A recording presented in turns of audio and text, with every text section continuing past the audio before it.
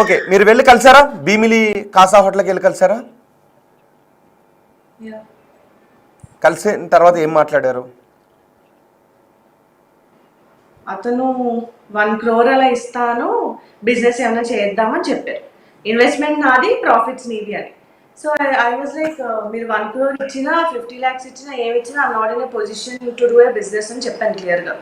నా మైండ్ ఏం పనిచేయట్లేదు, నేను అంత మనీ రొటేట్ కూడా చేయలేను, I can't run any business అని చెప్పాను. So he was like, okay you are interested in acting కదా, సరే పని చేద్దాం, మూవీ ప్రొడక్షన్ ఇదంతా చేస్తాను నేను, you will do movies and all. So I was like, okay I will do, but I need some time. అప్పుడు కూడా నేను వెంటనే చేస్తాను చెప్పలేదు, because I was not at all meeting people. ఎవరిని కలవట్లేదు నేను, నాకు కాన్ఫిడెన్స్ లేదు. సో నాకు కొంచెం టైం కావాలి అని చెప్పాను. ఏంటి డబ్బులు ఎదురుగా ఇచ్చి నేను చేయమన్నా చేయను అంటున్నావు అని చెప్పారు అతను. ఇంకోటి రోహిత్ గారు, నేను యాక్చువల్లీ అతను నా వర్షన్ చెప్పడానికి నేను ఇందులోకి రాలేదు. థింగ్ ఏంటంటే అతను ఒక స్క్రిప్ట్ లా రాసుకొని ఫుల్ ప్రిపరేషన్ లేదు, అదే ఎవరు స్క్రిప్ట్ రాశారు అన్నది నాకు కొంచెం అర్థం అవుతుంది కాబట్టి, సో స్క్రిప్ట్ ఎవరు రాశారు అనేది నాకు, అందుకే నేను ఆ రోజు కూడా అతను క్రాస్ ఎగ్జామినేషన్ చేశాను నేను మొన్న లక్ష్మీకాంత్ రెడ్డిని.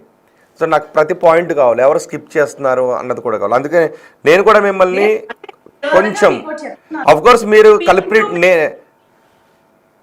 ఒక్క నిమిషం, పిన్ టు మెన్ అంటే ప్రతి అడ్డమైన కుక్క వాగిన దానికి I don't want to give any explanation. నేను సొసైటీకో ఆడియన్స్ కో మీకో ఎవరికి ఎక్స్ప్లెనేషన్ ఇవ్వదలుచుకోలేదండి, ప్లీజ్ డోంట్ మైండ్. నేను నా హస్బెండ్ కి నా ఫ్యామిలీకి ఇవ్వాలి ఎక్స్ప్లెనేషన్ ఫస్ట్ థింగ్. అయితే ఇక్కడ అది కాదు, నిజమే మీ ఫ్యామిలీకి ఇవ్వాలి, కానీ ఆయన అతను ఆరోపణలు మీడియాకి ఎక్కి చేశారు, వాట్ ఎవర్. నాకు మీడియా అటెన్షన్ వద్దు, నేను ఎవరికి ఎక్స్ప్లెనేషన్ ఇవ్వాలనుకోవట్లేదు. He assaulted me sexually, it was painful, he is harassing me, I want safety. So నేను ఎప్పుడు అంటే సెక్సువల్ అతను మీ పైన అసాల్ట్ కి ఎప్పుడు పాల్పడ్డాడు?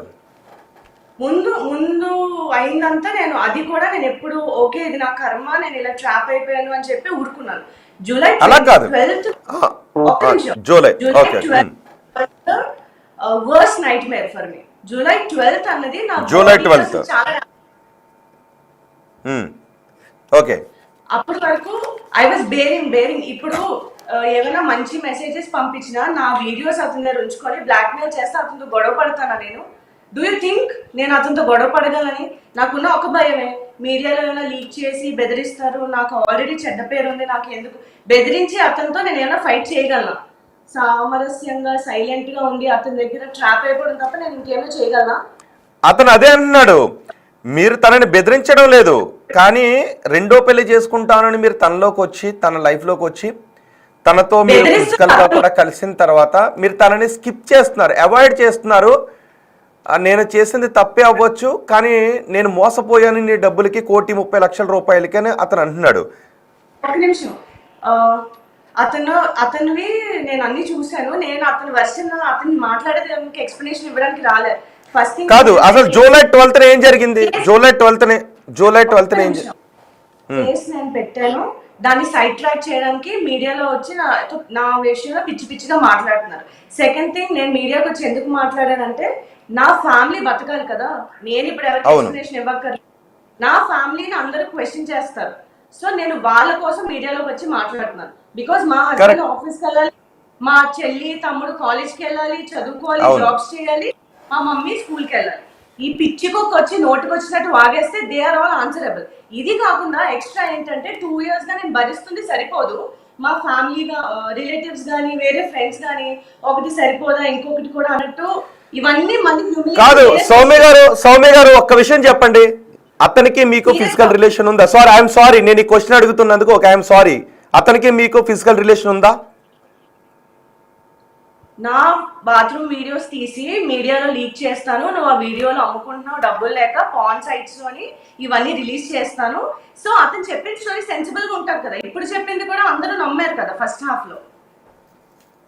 డబ్బులు లేక పాన్ వీడియోస్ అదే ఏంటి బాత్రూమ్ క్లిప్పింగ్స్ అవి అమ్ముకొని డబ్బులు అని చేస్తుంది అని చెప్పి మీడియాలో లీక్ చేస్తా అని చెప్పారు.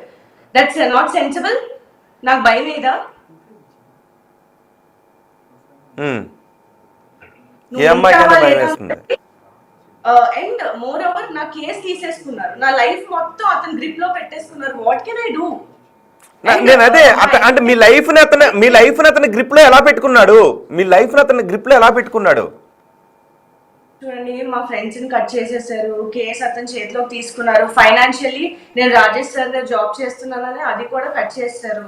ఇలా ఇవన్నీ చేసింది చాలక ఫిజికల్లీ అబ్యూస్ చేస్తున్నా నేను సైలెంట్ గా భరించాను. బట్ July 12th నాతో యాక్చువల్లీ చాలా వర్స్ట్ గా అసాల్ట్ చేశారు. అప్పటి వరకు బేర్ చేశారు, అప్పటి నుంచి అవ్వలేదు కాబట్టి this all started. And more over I want to give one clarity, advocate డబ్బులు తీసుకుంది, అతని దగ్గర తీసుకుంటే అతను సపోర్ట్ చేయాలి కదా, నాకెందుకు చేస్తున్నారు? సౌమ్య గారు, నేను ఆ పాయింట్ దగ్గరకు వస్తాను. నాకు ఒక్క విషయం క్లారిటీ కావాలి. July 12th మీరు ఎక్కడున్నారు? July 12th Hyderabad దస్పల్. సో ఆ హైదరాబాద్ దస్పల్లాలోనే మీరు అంటున్నట్టు ఆ రోజు అతను మీపై సెక్సువల్ అసాల్ట్కి పాల్పడ్డాడు, రైట్? సో మిమ్మల్ని బెదిరించి మీరు అంటున్నట్టు, రైట్? ఏం జరిగింది అక్కడ? అది అప్పుడు బెదిరించి కాదు, that was like some fourth time or something, fourth meet. So మీరు ఫిజికల్ గా కలవడం అదే మొదటి రోజు, రైట్? మీరు ఫిజికల్ గా కలవడం అదే మొదటి రోజు, రైట్? కాదండి, that was the last meet. దానికన్నా ముందే నాకు వీడియో చూపించి బెదిరించడం ఇవన్నీ అయిపోయాయి. అప్పటికే ఒక 2-3 times ఈ సెక్షువల్లీ అబ్యూజ్ మీద అయిపోయింది. బట్ July 12th వాజ్ నాకు ఫిజికల్లీ డ్యామేజ్ అయ్యి, మెంటలీ డ్యామేజ్, నేను ఆ రోజు ఎక్కువ ఫీల్ అయ్యాను, సఫర్ అయ్యాను ఫస్ట్. సో అతను టికెట్ అది ఎర్లీ మార్నింగ్ బుక్ చేసి పంపించేశారు నన్ను, నాకు హెల్త్ బాగాలేదని చెప్పి. అంటే ఆ రోజు మీరు ఎందుకు మెంటల్ గా ఫీల్ అయ్యారు? ఫస్ట్ ఆఫ్ ఆల్ నాకు ట్రామటైజ్ ఎపిసోడ్ గుర్తు చేసుకోవాలి. ఆ రోజు మిమ్మల్ని అంత హింసకి ఏం గురి చేశారు? అంటే బెదిరించారా, లేదు అంటే మిమ్మల్ని అంత దట్ డే? అండ్ మోస్ట్లీ నేను ఒకటే క్లారిఫికేషన్ ఇవ్వడానికి వచ్చాను. ఇప్పుడు లక్ష్మీకాంత్ రెడ్డి దగ్గర బోల్ డబ్బులు ఉన్నాయి కదా, హీఈస్ రిచ్ పర్సన్. పోనీ నేను ఏ రకంగా అతను ట్రాప్ చేశానో నాకు నిజంగా అర్థం అవ్వలేదు. ట్రాప్ చేసేదని అయితే ఇప్పుడు ఎందుకు ఆపేస్తాను? ఇంకా ఇంకా మంచిగా ఉంటే డబ్బులు వస్తాయి కదా నాకు. నాకేం అవసరం పట్టింది? He's like unbearable.